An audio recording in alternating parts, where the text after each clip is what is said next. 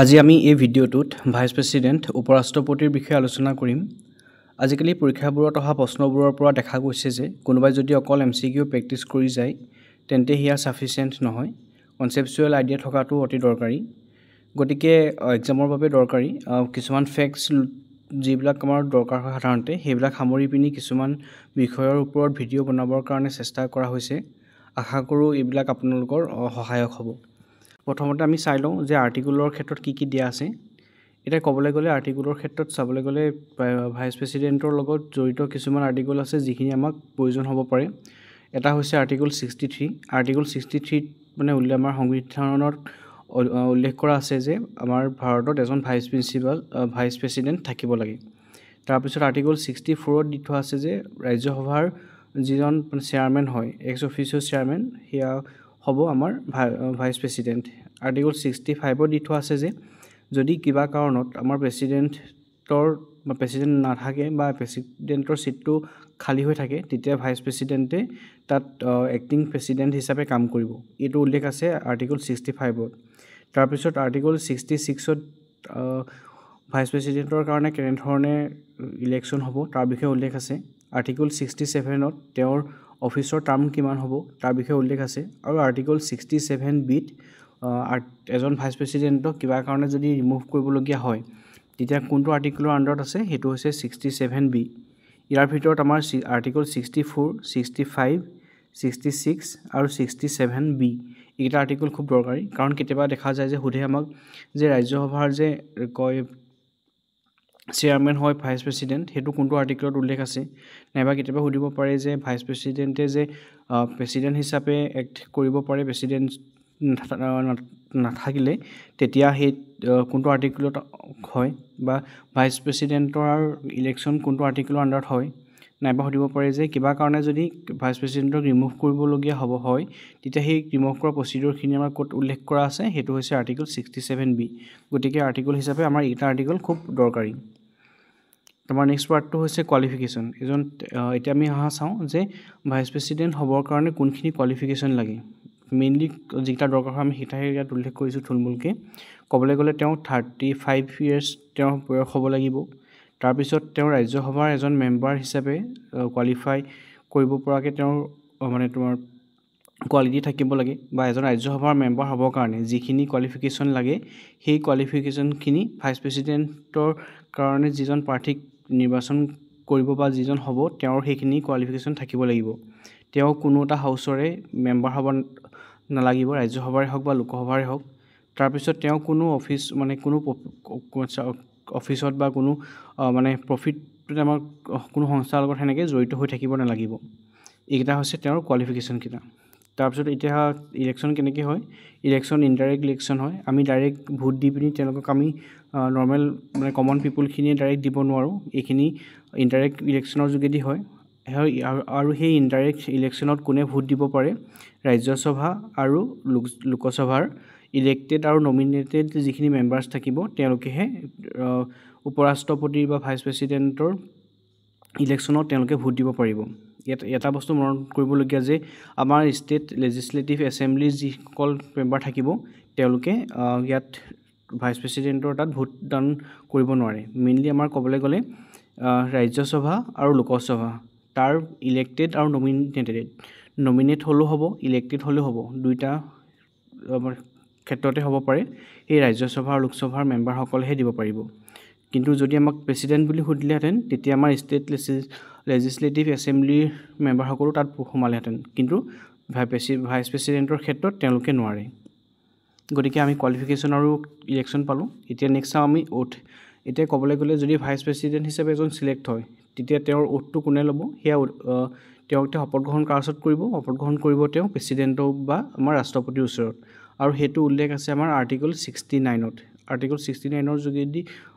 তাত উল্লেখ কৰা আছে যে আমাৰ ভাইচ প্ৰেছিডেণ্টে শপত গ্ৰহণ কৰিব আমাৰ ৰাষ্ট্ৰপতিৰ ওচৰত। আৰু যদি তেওঁ কিবা কাৰণে ৰিজাইন কৰে তেতিয়া তেওঁ কাৰ হাতত তেওঁৰ ৰেজিগনেশ্যন লেটাৰখন দিব, সেয়া দিব তেওঁ প্ৰেছিডেণ্টৰ হাতত। আৰু ইয়াৰ চাবলৈ গ'লে তেওঁৰ আমাৰ ভাইচ প্ৰেছিডেণ্টজনৰ কাৰ্যকাল কিমান দিনৰ হ'ব পাৰে, তেওঁ 5 বছৰ হ'ব পাৰে, বা নাইবা তেওঁ 5 বছৰৰ আগতো বা তেওঁ নিজেই ৰিজাইন কৰিব পাৰে, বা কিবা কাৰণত তেওঁক মানে ৰিমুভ মানে কৰিব পাৰিব গতিকে মেইনলি যদি কোনো ইছ্যু নাথাকে তেনেহ'লে তেওঁ 5 বছৰ থাকিব যদি কিবা কাৰণে তেওঁ ৰিজাইন কৰিব বিচাৰে ইচ্ছা ৰিজাইন কৰিব পাৰে ৰাষ্ট্ৰপতিৰ ওচৰত দি পিনি নাইবা তেওঁক ৰিমুভ কৰিব পাৰে ঠিক আছে আৰু উপৰাষ্ট্ৰপতিৰ সিটটো কেতিয়া কেনেকৈ কোনবিলাক ক্ষেত্ৰত ভেকেণ্ট হ'ব পাৰে এটা হৈছে যদি তেওঁৰ যিটো নিৰ্দিষ্ট কাৰ্যকাল আছে সেই কাৰ্যকাল 5 বছৰ যদি শেষ হয় তেতিয়া তেওঁৰ ভেকেন্সি তেওঁৰ সিটটো ভেকেণ্ট হ'ব পাৰে নাইবা তেওঁ নিজে ৰিজাইন কৰিব পাৰে নাইবা কিবা কাৰণে যদি তেওঁ ৰিমুভ কৰিবলগীয়া হয় তেতিয়া খালী হ'ব পাৰে নাইবা যদি তেওঁৰ ডেথ হয় তেতিয়া সেইটো খালী হ'ব পাৰে ঠিক আছে মানে ভেকেন্সি হোৱাৰ কাৰণকেইটা হৈছে আমাৰ এইকেইটা এতিয়া চাবলৈ হ'লে উপৰাষ্ট্ৰপতি যেতিয়া ইলেকশ্যন হ'ব সেই ইলেকশ্যন তেওঁৰ যিটো টাৰ্ম থাকে সেই টাৰ্মটো শেষ হোৱাৰ আগে আগে সেইটো ইলেকশ্যন আমাৰ অনুষ্ঠিত কৰিব লাগিব আৰু যদি এজন উপৰাষ্ট্ৰপতি থাকে তেওঁ যদি পিছৰবাৰ পুনৰ উপৰাষ্ট্ৰপতি হ'ব খোজে তেতিয়াহ'লে তেওঁ ৰি ইলেকশ্যনৰ কাৰণেও তেওঁ মানে এলিজিবল হয় গতিকে মানে ধৰক এই বছৰৰ তেওঁ উপৰাষ্ট্ৰপতি আছিলে কাৰণে পিছৰ বছৰ যে তেওঁ উপৰাষ্ট্ৰপতি হ'ব নোৱাৰিব তেনেধৰণৰ কোনো কথা নাই তেওঁ যদি বিচাৰে তেওঁ আকৌ ৰি ইলেকশ্যনৰ কাৰণেও তেওঁ পাৰ্টিচিপেট কৰিব পাৰে তাৰপাছত হৈছে উপৰাষ্ট্ৰপতিৰ যদি কোনো ক্ষেত্ৰত যদি ইলেকশ্যনৰ ওপৰত যদি কিবা ডিস্পিউট হয় সেই ডিস্পিউটবিলাক মানে ধৰক কিবা খেলি মেলি হ'ল ইলেকশ্যনৰ ওপৰত কৰি পিনি কোনোবাই কিবা কমপ্লেইন কৰিছে সেইবিলাক তাৰ ক্ষেত্ৰত যিটো আমাৰ সুপ্ৰিম কোৰ্ট আছে সুপ্ৰিম কোৰ্টৰ ডিচিশ্যনে ইয়াত ফাইনেল হ'ব গতিকে ইলেকশ্যনৰ ক্ষেত্ৰত যদি কিবা ডিস্পিউট হয় সেইটো আমাৰ তাৰ ফাইনেল ডিচিশ্যন কোনে ল'ব আমাৰ সুপ্ৰিম কোৰ্টে ল'ব ঠিক আছে এতিয়া আমাৰ নেক্সটটো হৈছে প্ৰচেছ অফ ৰিমুভেল আমি যে পাইছিলোঁ তেওঁ কেইটামান ক্ষেত্ৰত তেওঁৰ মানে সিটটো খালী হ'ব পাৰে হয়তো নিজে ৰিজাইন কৰিব পাৰে নাইবা তেওঁৰ যিটো 5 বছৰৰ সময়সীমা আছিলে সেইটো শেষ হ'ব পাৰে তেওঁৰ ডেথ হ'লেও হ'ব পাৰে আৰু এটা আছিলে প্ৰচেছ অফ ৰিমুভেল 67B যিটো আমি আৰ্টিকল পাইছিলোঁ সেই আৰ্টিকলটোৰ মতে এতিয়া আমাৰ তাত কেনেধৰণে তেওঁক এজন ভাইচ প্ৰেছিডেণ্টক ৰিমুভ কৰিব পাৰি তাৰ প্ৰচেছটো লিখা আছে এইটো আমাৰ কাৰণে অলপ বেছি দৰকাৰী কাৰণ সুধিব পাৰে যে তেওঁ সেইটো কয় যদি আমি তেওঁক ৰিমুভ কৰিবলগীয়া হয় তেনেহ'লে আমি প্ৰথমতে ক'ত আৰম্ভ কৰিব লাগিব কেনেকৈ হ'ব লাগিব কোনটো আৰ্টিকলৰ ভিতৰত হ'ব লাগিব বা তাত কাৰোবাক কেনেকুৱা ধৰণৰ মেজৰিটি দৰকাৰ হ'ব এই প্ৰশ্নখিনি আমাৰ আহিব পাৰে গতিকে চাব নাইবা ইয়াৰ প্ৰচেছটো লিখিব আহিব পাৰে মেইনছ টাইপৰ প্ৰশ্নবিলাকত ঠিক আছে গতিকে আৰ্টিকল হৈছে 67B তাৰ আণ্ডাৰত তেওঁক ৰিমুভ কৰিব পাৰি তাৰপাছত হ'ল তেওঁক ৰিমুভ কৰাৰ যিটো প্ৰচেছ হ'ব সেই প্ৰচেছটো ইনিচিয়েট হ'ব আমাৰ ৰাজ্যসভা যিহেতু তেওঁ ৰাজ্যসভাৰ অফিচিয়েল চেয়াৰমেন হয় গতিকে তেওঁৰ ৰিমুভেলৰ ইনিচিয়েশ্যনটো হ'ব আমাৰ ৰাজ্যসভাত আৰু ৰাজ্যসভাত যদি সেইটো মানে কয় তেওঁৰ এগেইনষ্টত যদি ৰিমুভেলৰ মানে আমাৰ ৰিজলিউশ্যনটো যদি পাছ কৰিবলগীয়া হয় তাৰ কাৰণে আমাক কি হ'ব লাগিব ইফেক্টিভ মেজৰিটি লাগিব ঠিক আছে এই মেজৰিটি টাইপছকেইটা কি হয় এবাৰ চাই ল'ব মই ইয়াৰ simple majority effective majority absolute majority তাৰ ওপৰতো এটা ভিডিঅ' পাৰিলে লৈ আনিম আৰু তাৰ ভিতৰত আপোনালোকে চাব পাৰিব যে কোনবিলাক কণ্ডিশ্যনত হয় যে আমাৰ টোটেল ষ্ট্ৰেংথৰ ওপৰতো কেতিয়াবা হয় কেতিয়াবা প্ৰেজেণ্ট থকা লোকৰ ওপৰতো মেজৰিটিটো আহে গতিকে ইফেক্টিভ মেজৰিটি তেওঁ থাকিব লাগিব আৰু ইফেক্টিভ মেজৰিটিত মানে ভোটদান মানে মেজৰিটি পাই পিনি ৰাজ্যসভাত তেওঁৰ নামত ৰিজলিউশ্যনখন পাছ হ'ব লাগিব আৰু এই ৰিজলিউশ্যনখন মানে হোৱাৰ আগতে তেওঁক 14 দিনৰ আগৰ এডভান্স নটিচ উপৰাষ্ট্ৰপতি প্ৰথমতে দিব লাগিব ধৰক যিদিনাখন ৰিজলিউশ্যন আহিব তাৰ আগৰ প্ৰায় 14 দিনৰ আগত তেওঁক মানে প্ৰথমতে তেওঁৰ ওপৰত যে এনেকুৱা ধৰণৰ এটা একশ্যন লোৱা হৈছে বা এনেকৈ ধৰণে ভবা সেই প্ৰচেছটোৰ কাৰণে তেওঁ প্ৰথমতে এডভান্স নটিচ এখন পাব লাগিব তাৰপাছত তেওঁৰ এগেইনষ্টত ৰাজ্যসভাত ইনিচিয়েটিভটো তাত ল'ব তাৰপাছত যিখন ৰিজলিউশ্যন আনিব সেইখন ইফেক্টিভ মেজৰিটিত পাছ হ'ব লাগিব মানে কয় টোটেল ষ্ট্ৰেংথৰ 50%ৰ ওপৰত তাৰপিছত যেতিয়া এইখন ৰাজ্যসভাত পাছ হৈ পিনি লোকসভা যাব লোকসভাত গৈ পিনি তাত চিম্পল মেজৰিটিৰ সৈতে সেইখিনি আকৌ এপ্ৰুভ হ'ব লাগিব আৰু তাৰপিছত সেইখিনি তাৰপিছত ধৰক তেওঁক ৰিমুভ কৰিব পাৰিব গতিকে যদি এনেকুৱা ধৰণৰ ৰিমুভেল প্ৰচেছটো চলি থাকে সেই ৰিমুভেল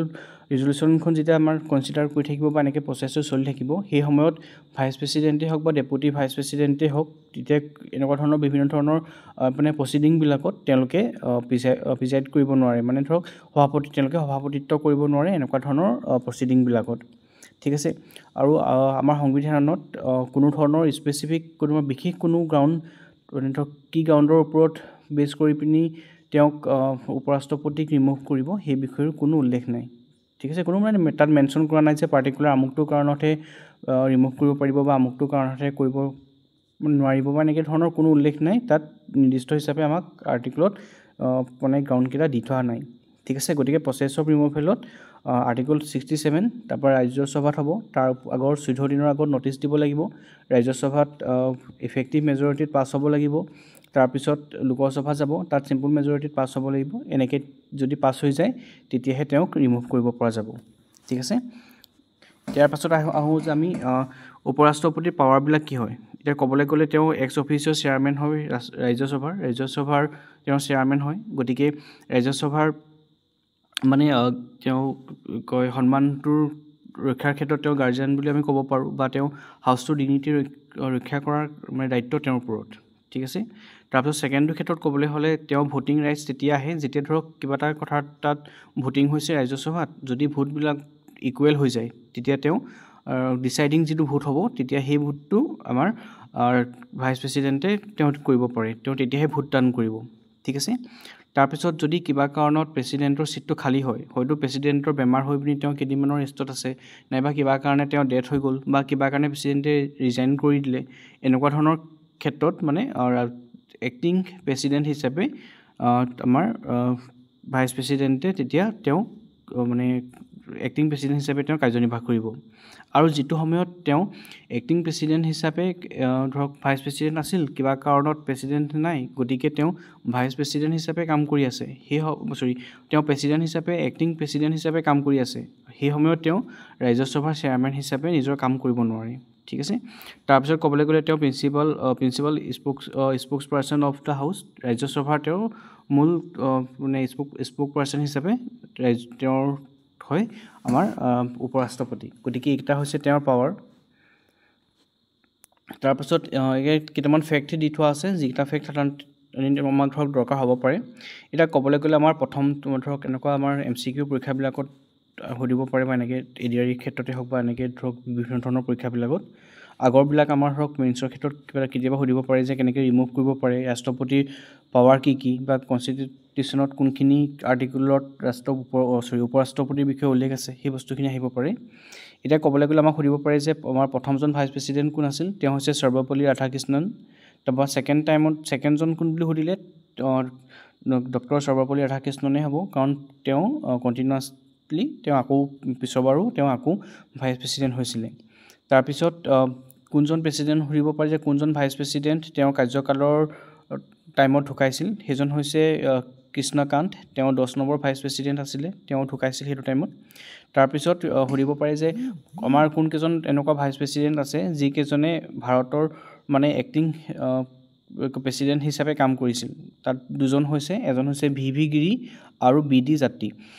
ইয়াত ক্ষেত্ৰত ক'বলৈ গ'লে VV গিৰিয়ে প্ৰথমবাৰ হৈছিল ঠিক আছে